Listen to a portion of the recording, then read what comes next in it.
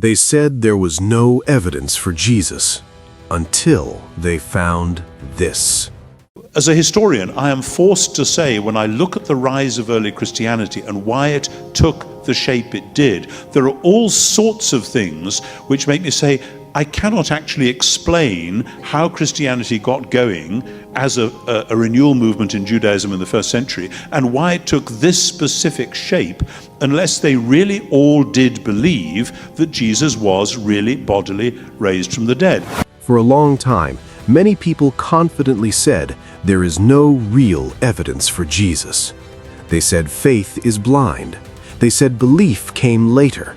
They said Christians invented his divinity centuries after he lived. Even some historians repeated these words. But deep down, something never felt right. Because Christianity did not grow like a myth. It did not spread through power, wealth, or force.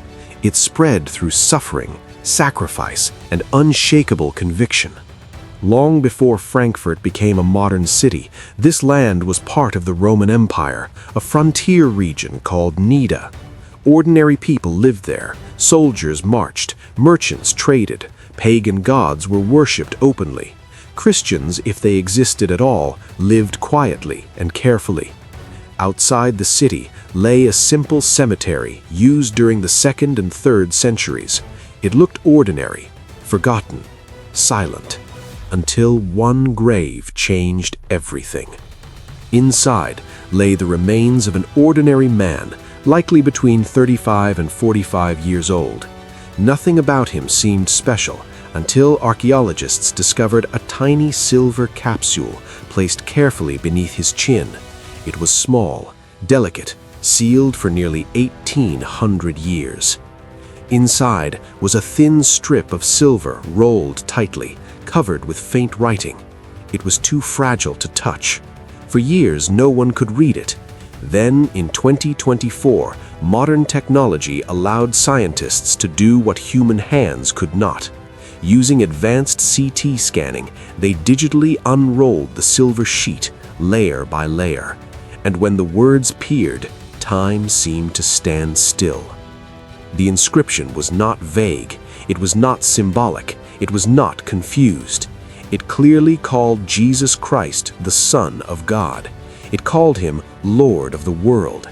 It declared that every knee bows to him, words that echo Philippians chapter 2, verse 10 and 11.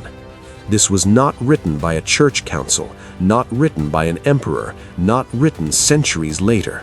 This was written in the mid-3rd century, during one of the darkest times for Christians, when openly confessing Jesus could cost a person their life. And this man carried those words close to his heart, not as decoration, not as tradition, but as faith. This changes everything.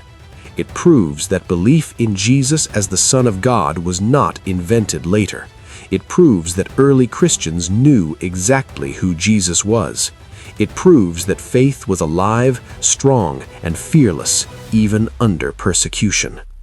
They said there was no evidence for Jesus, but buried beneath the soil, a quiet believer waited nearly 2,000 years to answer, not with arguments, not with debates, but with a confession written in silver. And when the earth finally opened, it did not whisper doubt, it spoke truth.